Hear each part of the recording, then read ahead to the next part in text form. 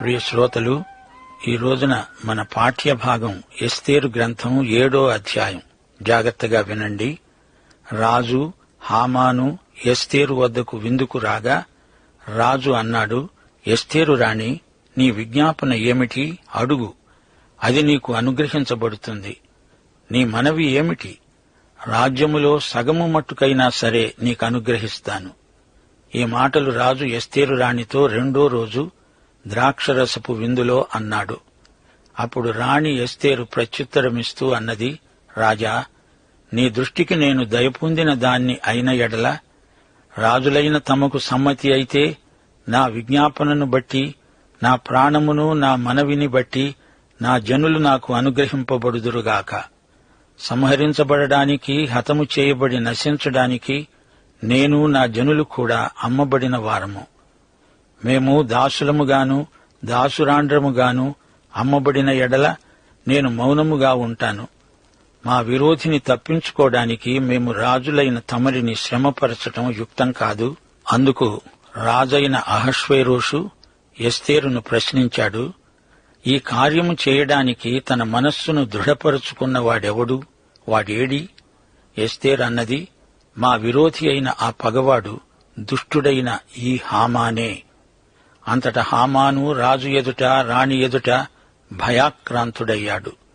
రాజు ఆగ్రహముందినవాడై ద్రాక్షరసపు విందును విడిచి నగరు వనమునకు వెళ్లిపోయాడు. అయితే రాజు తనకు ఏదో హాని చేయనుద్దేశించాడని హామాను తెలుసుకుని రాణి అయిన ఎస్తేరు ఎదుట తన ప్రాణము కోసమై విన్నపము చేసుకోవడానికి నిలిచిపోయాడు. చూచారా శ్రోతలు, హామాను విందుకు వచ్చాడు, కాని విందు విషాదంగా మారింది. హామాను గుండెల్లో గుబులు మొదలైంది. ఒక చెంప రాణిగారు తనను గౌరవించడానికి విందుకు ఆహ్వానించారనే ఉత్సాహం, మరో చెంప అంతకు ముందే మొర్దెకైకి జరిగిన సన్మానానికి బాధ అతనిలో అలజడి రేపాయి. అసలు హామానుకు అర్థం కావటం లేదు. మొర్దెకైకి సన్మానమేమిటి, తనకి అవమానమేమిటి? దీని భావమేమిటో అతని తుంటరి బుర్రకు బొత్తిగా అంతుపట్టటం లేదు. ఇప్పుడు ఎస్తేరుకు ఎంతో ధైర్యం వచ్చింది. ఇది రెండో రోజు విందు. తన మనసులో మాట రాజుకు చెప్పేసేయాలి, తప్పదు. ఆలసిస్తే అంతా నాశనమైపోతుంది. ఎంతవరకు ఆమెలో పిరికితనం నిలువెల్లా నిండి ఉంది. ఇప్పుడు సాహసించింది. ఇప్పుడు తాను దేనికైనా సిద్ధమే. ఆమె నవనాడులలో కర్తవ్య దీక్ష ఘోషిస్తున్నది. రాజుగారు రెండోసారి అభయమిస్తున్నారు. రాణి, ఏమి నీ కోరిక? అర్ధరాజ్యమైనా సరే ఇచ్చేస్తాను, అడుగు అంటున్నాడు. ఏదడుగుతే అది వెంటనే ఇచ్చేస్తాను అంటున్నాడు. మొత్తం 3 సార్లు ఏం కావాలి చెప్పు అంటూ రాజుగారు అడుగుతూ ఉంటే రాణికి ధైర్యం వచ్చింది. రాజుగారి ఎదట బెరుకు లేకుండా మనసులోని మాట వెలిబుచ్చింది. ఆమె నోట వెలువడిన మాట పెద్ద పిడుగులాగా పడింది. రాజు హామాను దిగ్భ్రాంతి చెందారు. అసలు ఎస్తేరు రాణి వంశమేదో, ఆమె జాతి ఏదో రాజుకు తెలియదు, హామానుకు అసలే తెలియదు. రాజా, నా జాతిని, నన్ను నాశనం కాకుండా కాపాడండి అని రాణి వేడుకుంటున్నది. తనను పెంచి పెద్ద చేసిన తండ్రి మొర్దెకై తను అందాల పోటీలో పాల్గొనడానికి అనుమతించాడు. తానేమో పట్టపు రాణి అయింది. అయితే మొర్దెకై మొదటనే ఖండితంగా తనకు చెప్పాడు, తన పుట్టు పూర్వోత్తరాలు ఎవరికీ ఎట్టి పరిస్థితిలోనూ చెప్పకూడదు. తాను యూదురాలు అని ఎవరికీ తెలియకూడదు. అందుకే ఈ రహస్యం ఇంతవరకు దాచిపెట్టింది. యూదులందరినీ హతమార్చడానికి హామాను రాజశాసనం చేయించాడు. అయితే ఆమె ఒక యూదురాలు అని హామానుకు తెలియదు. ఇప్పుడు ఎస్తేరు తన ప్రజలతో సంయుక్తపరుచుకుంటున్నది. ఇంతవరకు అంతఃపురంలో దాక్కున్న ఈమె తన ప్రజలకు దూరంగా రహస్యంగా తనను తాను మరుగుపరుచుకున్న భీరువు ఇప్పుడు తెగించింది. తాను యూదురాలినని, తన మతం యూదమతమని, తన ప్రజలు యూదులని, తన దేవుడు యెహోవా అని బహిరంగపరుచుకుంటున్నది. రాజా, మేమంటే మీకిష్టం లేకపోతే మమ్మలను బానిసలుగా అమ్మేయండి, పర్వాలేదు. కాని ఇప్పుడు అంతకంటే ఘోరం మాకు ముంచుకొచ్చింది. మా జాతి సమూలంగా నాశనమైపోతోంది రాజా. మాకిది జాతీయ విపత్తు. మాకు అన్యాయము కీడు కలిగింది. ఒక జాతిగా తుడిచిపెట్టుకుపోయే ప్రమాదం ఏర్పడింది అంటూ తన హృదయ వేదనను రాజుగారికి నివేదించుకున్నది. రాజుగారు రాణి మాటలు విని మ్రాన్పడిపోయాడు. రాణిని హతమార్చేటంత ఘటికుడు ఎవడు? ఈ ఆలోచన ఎవరిలో పుట్టింది? ఆమె జాతినే నాశనం చేస్తాడా? ఎవడు వాడు? రాణి నోట ఇలాంటి మాటలు వెలువడుతాయని రాజు ఊహించలేదు. రాణి, ఆమె ప్రజలు నాశనం కావటమా?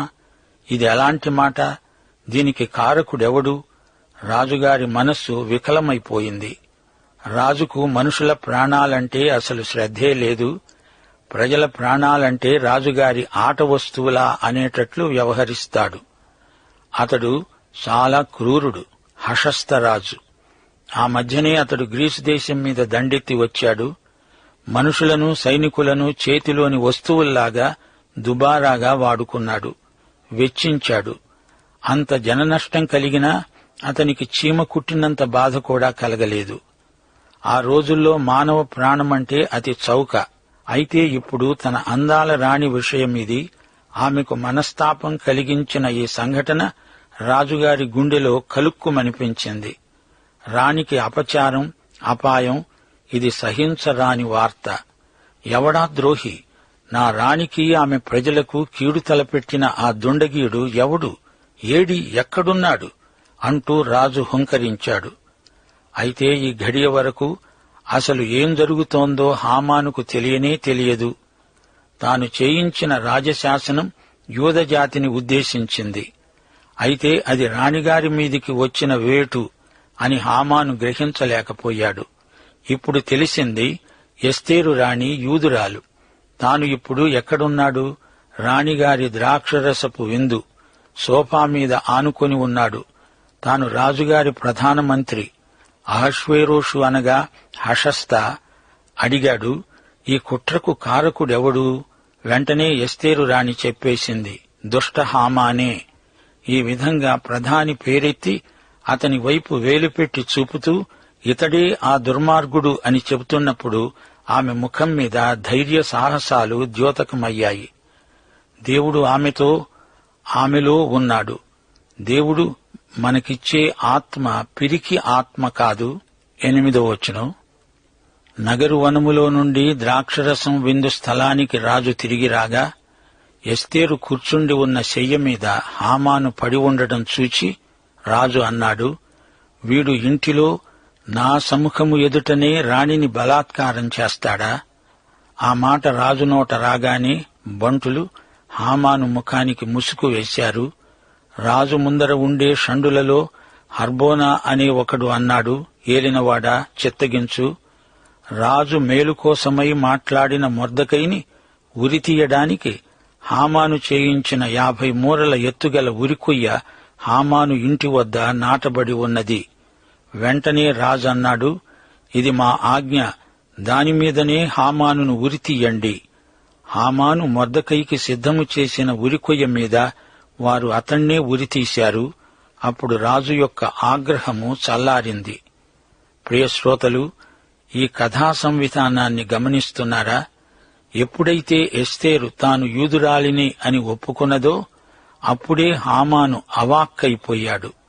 అనుకోని విధంగా కథ అడ్డం తిరిగింది. తెర వెనుక ఉండి దేవుడు ఇదంతా తన వ్రేలితో కదిలిస్తున్నాడు. దేవుడు తన ప్రజలను అద్భుత రీతిగా కాపాడుతున్నాడు. ఇశ్రాయేలుకు వ్యతిరేకంగా రూపించబడిన ఏ ఆయుధము వర్ధిల్లదు, ఇశ్రాయేలే వర్ధిల్లుతుంది. యూదులను దీవించేవారిని దేవుడు దీవిస్తాడు, యూదులను శపించేవారిని దేవుడు శపిస్తాడు. దేవుని అదృశ్య హస్తం ఈ చరిత్రనంతా నడిపిస్తున్నది. అకస్మాత్తుగా వినవలసి వచ్చిన ఈ వార్తకు రాజుగారి మనస్సు కలత చెందింది. వెంటనే విందుశాలను విడిచి రాజుగారు నగరోద్యానవనానికి వెళ్లిపోయాడు. తాను సంతకం పెట్టిన తాకీదు వల్ల ఇదంతా జరిగింది. ఇప్పుడేం చెయ్యాలి? కిం కర్తవ్యం? ఎటూ పాలుపోని స్థితిలో రాజుగారు తోటలోకి వెళ్లి అటూ ఇటూ పచారు చేస్తున్నారు. హామాను ఇంత పని చేస్తాడా? నమ్మటానికి వీల్లేకుండా ఉందే. హామాను చేసిన కీడు నుండి తనను తన జాతిని కాపాడవలసిందని ఎస్తేరు ప్రాధేయపడి అడుగుతున్నది. రాజుగారు ఎస్తేరు రాణిని పూర్తిగా నమ్మాడు.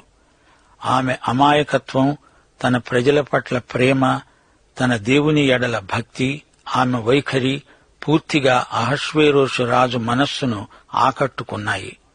ఇప్పుడు ఈ హామాను మీద ఎలాంటి చర్య తీసుకోవాలి? ఇతడు తన ప్రధానమంత్రి గదా. రాజుగారు తోటలో అటు ఇటూ విహరిస్తూ ఉండగా విందుగృహంలో హామాను భయంతో అట్టిట్టయిపోతున్నాడు.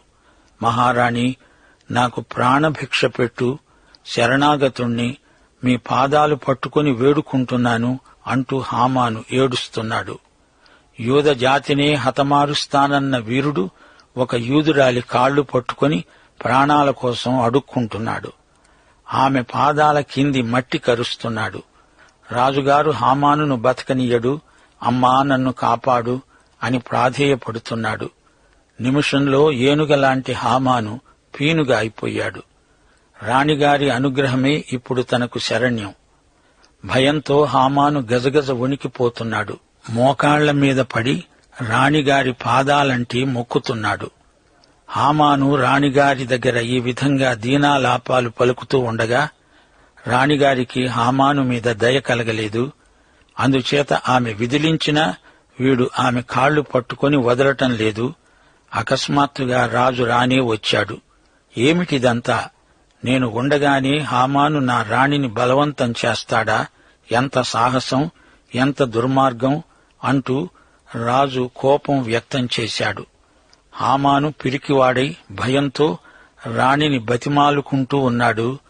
రాజుకు అది మరోలా కనిపించింది. ఇటు పరిస్థితిలో ఏమి చెయ్యాలో సేవకులకు ప్రత్యేకంగా పురమాయించాల్సిన పని లేదు. వారికి తెలుసు. వారక్కడే నిలిచి ఉన్నారు. రాణిగారు ఏమీ మాట్లాడటం లేదు. ఆమె కూడా ఈ సంఘటనను బట్టి భయపడింది. రాజే మాట్లాడాడు. సేవకులు వెంటనే రాజాజ్ఞను ముందుగానే అమలుపరిచారు. అతని ముఖం కప్పేశారు. అనగా అతడు అంతఃపుర ద్రోహి, నేరస్తుడు. అతడిప్పుడు నిర్బంధంలో ఉన్నాడు. రాజు చకచకా తీర్మానాలు చేస్తున్నాడు. రాజుదే సర్వాధికారం. రాజాజ్ఞ ప్రకారం హామాను మొర్దెకై కోసం ఏర్పాటు చేసి ఉంచిన ఉరికంబం మీదనే హామానును ఉరితీశారు. దేవుని వాక్యంలో ఆశాంతము ఇదే సత్యం పునరుద్ఘాటించబడింది. మోసపోకండి. దేవుడు వెక్కిరించబడడు. ఎవడు ఏది విత్తుతాడో అదే పంట కోస్తాడు. ఒక అమాయకుని కోసం ఒక దుర్మార్గుడు తయారు చేసిన ఉరికొయ్య అతనికే ఉరికొయ్య అయింది. యాకోబు జీవితంలో కూడా ఇదే సూత్రం పనిచేసింది. అతడు తన తండ్రిని మోసగించాడు. తాను ఏశావు బట్టలేసుకున్నాడు. వృద్ధుడైన ఇస్సాకు వాసన చూచాడు. ఇతడు ఏశావు అనిపిస్తోంది అన్నాడు. అదంతా యాకోబు చేసిన మోసం. యాకోబు మోసాలు సాగకుండా చేసేవాడు దేవుడే. తానే గొప్ప యుక్తిపరుణ్ణి, మేధావిని అనుకుని యాకోబు ఓడిపోయాడు. తన అవసాన కాలంలో తన 12 కుమారులను చేరదీసి వారిని ఆశీర్వదించాడు. యాకోబు తల్లిని, తండ్రిని అందరినీ మోసగించాడు. వృద్ధాప్యంలో భక్తిభావం అలవడింది. అపొస్తలుడైన పౌలు ఈ ఆధ్యాత్మిక సూత్రాన్ని దైనందిన జీవితంలో బాగా ఎరిగిన వ్యక్తి. స్తెఫనును రాళ్లతో కొట్టి చంపటానికి సమ్మతించిన వ్యక్తి. స్తెఫనును చంపే హంతకుల బట్టలకు కావలి ఉన్నాడు. అయితే దీనికి ఫలితం అతడు అనుభవించక తప్పలేదు. సౌలు మారుమనస్సు పొందాడు. ప్రభువును రక్షకుడుగా అంగీకరించాడు. అతని పాపాలు క్షమించబడినవి నిజమే. అయితే ఈ సూత్రం ఎన్నటికీ రద్దు కాదు. ఎవడు ఏది విత్తుతాడో అదే పంట కోస్తాడు. విత్తనం వేసినప్పుడు విత్తనాన్ని బట్టే పంట. అతని ప్రథమ మిషనరీ ప్రయాణంలో పౌలు గలతీ ప్రాంతాలకు వెళ్లాడు. అక్కడ లుస్త్రా అనే చోటికి వచ్చాడు. అక్కడ అతన్ని రాళ్లతో కొట్టి చనిపోయాడని చెప్పి ఊరి వెలుపలికి లాగి అక్కడే పడేశారు. గ్రహించండి, ఏది విత్తితే అదే పంట. హామానుకు ఇదే అనుభవం కలిగింది. చూడండి, ఇతడు రాణిగారి విందుకు హాజరయ్యాడు. ఆ విందే అతనికి ఉరి అయింది. తాను నిర్మించిన ఉరికొయ్య తన కోసమే అన్నట్లు కథ పరిణమించింది. కీర్తన 37 వచనాలు 35 నుండి 36 వరకు. భక్తిహీనుడు ఎంతో ప్రబలి ఉండడం నేను చూచాను. అది మొలచిన చోటనే విస్తరించిన చెట్టువలె వాడు వర్ధిల్లి ఉన్నాడు. అయినా ఒకడు ఆ దారిని పోయి చూడగా వాడు లేడు. నేను వెదికాను, వాడు కనపడలేదు. మనిషి గర్వించి తన స్వప్రయత్నంతో, మోసంతో, దౌర్జన్యంతో పైకి వచ్చాడు. అధికారం చేజిక్కించుకున్నాడు. దేవుని చిత్తానికి ఎదురు తిరిగాడు. తనను తాను ఆకాశము వరకు హెచ్చించుకున్నాడు. త్రుటిలో పాతాళం వరకు దిగిపోయాడు. దేవుణ్ణే మించిపోదామనుకున్నాడు. అది నాశనానికి దారితీస్తుంది. జాగ్రత్త. హామాను ఈ విషయంలో గొప్ప దృష్టాంతం. హామానులో ఉన్న స్వభావం మానవ స్వభావమే. అది అందరిలో కొంచెమో గొప్పో ఉంటుంది. పాపి ఎంత గొప్ప పాపం చేసినా, ఎంత చిన్న పాపం చేసినా అతడు పాపే. దేవునికి తిరుగుబాటు చేయడం గొప్ప పాపం. పాపాలన్నిటిలో అది గొప్పది. అయితే నీవు నీ పాపముల చేత, అపరాధముల చేత చచ్చిపడి ఉన్న స్థితిలో క్రీస్తు నీకోసం చనిపోయాడు. శిలువ మీద నీ స్థానాన్ని ఆయన తీసుకున్నాడు. నీవు ఆయన యందు విశ్వాసముంచితే ఆయన నీ రక్షకుడవుతాడు. సోదరీ సోదరులారా, మీకు చెప్పబడిన ఈ సంగతులు వాస్తవమైనవి. దానియేలు గ్రంథం 10వ అధ్యాయం 21వ వచనం. సత్యగ్రంథమందు రాసినదేమిటో మీతో చెబుతున్నాను. బైబిలు సత్యగ్రంథం. కీర్తన 119 రాసింది ఎజ్రా శాస్త్రి. 5-10 వచనాలలో అతడేమన్నాడు? ఆహా, నీ కట్టడలను గైకొనున్నట్లు నా ప్రవర్తన స్థిరపడి ఉండినా ఎంత మేలు. 1 సమూయేలు 15వ అధ్యాయం 22వ వచనం. యెహోవా తాను సెలవిచ్చిన ఆజ్ఞను నీవు గైకొంటే ఎంతో సంతోషిస్తాడు. ఆయన మాట వినటం అన్నిటికంటే శ్రేష్టం. ప్రభు అన్నాడు, నేను చెప్పే మాటల ప్రకారం మీరు చేయక ప్రభు ప్రభు అని నన్ను పిలవటమెందుకు? ప్రభువు మరో సందర్భంలో అన్నాడు, మీరు నన్ను ప్రేమించిన ఎడల నా ఆజ్ఞలను గైకొంటారు. ప్రియ సోదరీ సోదరులారా, ఎస్తేరు గ్రంథం చరిత్రకు దేవుడు యేసుక్రీస్తు. ఆయన నడిపించినట్లే చరిత్ర నడుస్తుంది. ఈ గ్రంథంలో 3 వ్యక్తులను మరోసారి చూడండి. ఎస్తేరు, మొర్దెకై, హామాను. లోపల ఉన్న హామాను బయటికి పోవాలి, బయట ఉన్న మొర్దెకై లోపలికి రావాలి. ఇదంతా ఎస్తేరు తీర్మానం మీదనే ఆధారపడి ఉంది. లోపల ఉన్న సైతాను బయటికి పోవాలి, బయట ఉన్న క్రీస్తు లోపలికి రావాలి. దీనికి నీ తీర్మానం అవసరం. పాఠం సమాప్తం. ప్రభు అయిన యేసుక్రీస్తు వారి దివ్యకృప, తండ్రి అయిన దేవుని పరమ ప్రేమ, పరిశుద్ధాత్మ యొక్క అన్యోన్య సహవాసము, సమాధానము మనకందరికీ సదాకాలము తోడై ఉండునుగాక. ఆమేన్.